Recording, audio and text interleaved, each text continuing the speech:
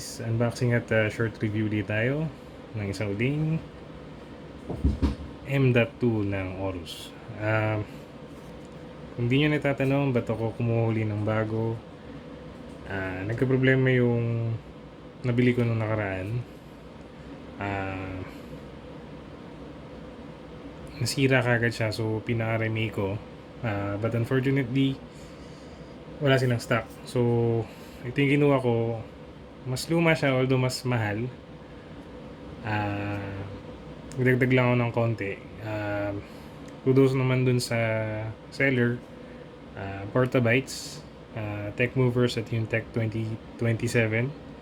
Madali lang naman sinakausap. So ito, after a week or more than a week, ayan, pinalitan naman nila.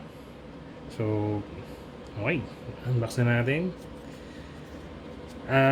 So ito yung tsura nung box niya, kamukha rin nung nabili natin nung nakaraan.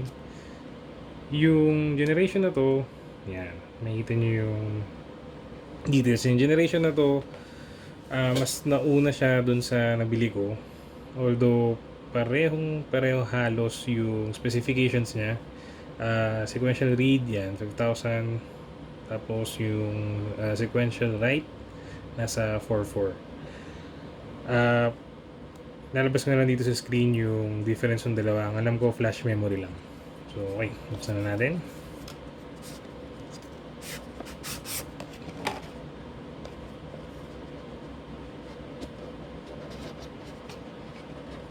Chining!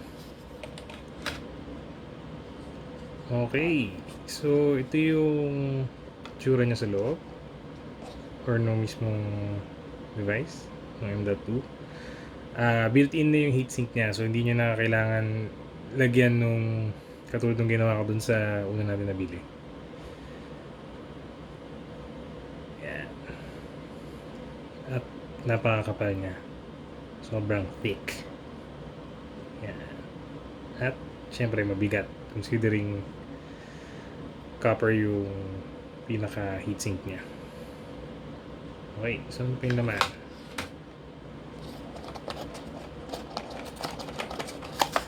Okay, so yun lang yung naman niya. May warranty card. Ayan. So hindi ko sure kung malas lang yung una ko nabili or talaga may problema yung unit, yung product na yun. Although recently nag-release sila ng bago, mas mabilis kaysa dito. Yun dapat yung kukunin ko, kaso wala pa silang available na stock. Mas mabilis yung sequential read and write nun. Alam ko sa sequential read nasa 7,000 na. Tapos yun, mas manipis at may built-in na rin na heatsink. So yeah, tsura niya. And try na natin siya ikabit. Okay, so ito na yung unit. Try natin ikabit.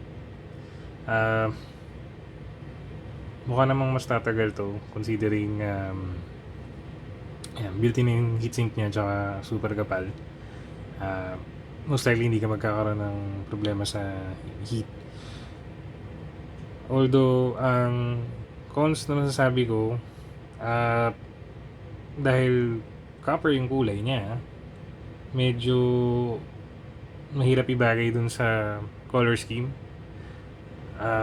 Lalo na kung gusto nyo fully color schemed yung set nyo.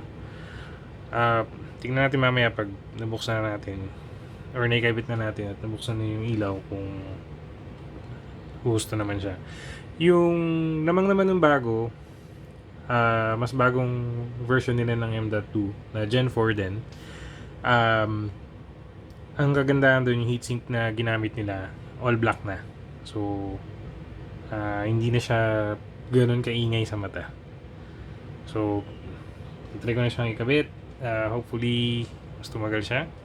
Tapos titest ko rin yung installation. Lalagay ko kung gaano katagal na install yung Windows. And tatry ko din kumuha ng testing sa read and write.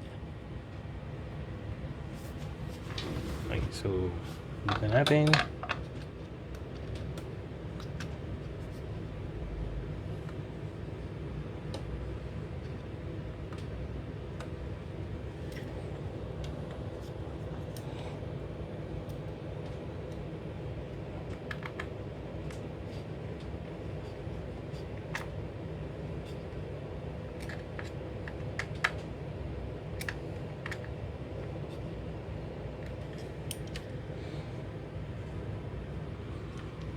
Snug naman yung fit. Mukha namang babagay siya. So, reset. Tingnan natin kung babasahin.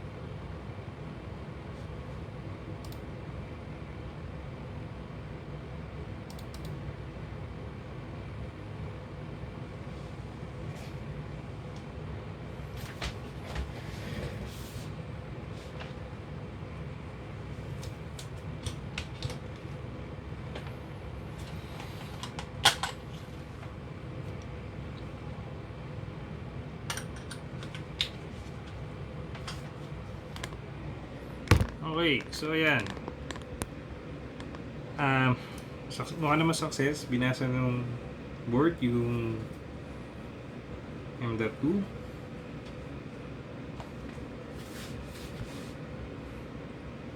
Try na ngayon natin i-boot sa Windows. Installer ito.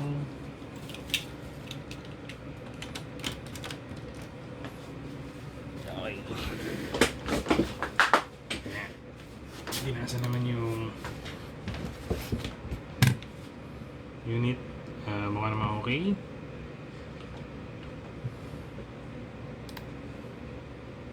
See the next.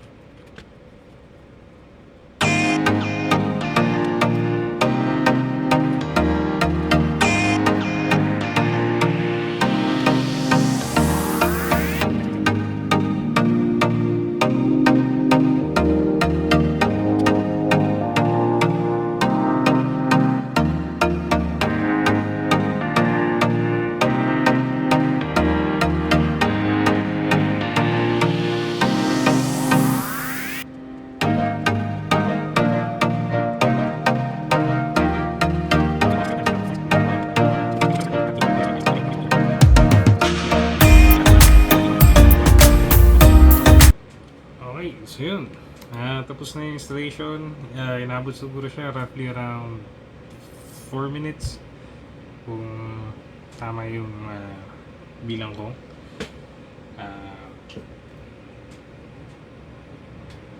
So yan.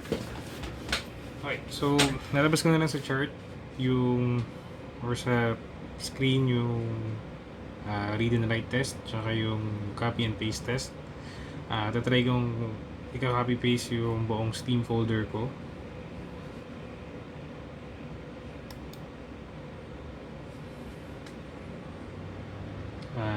Sana nagustuhan niyo yung video. Balik lang kayo pagka may mga question. Itanong nyo na ang mga question nyo sa akin.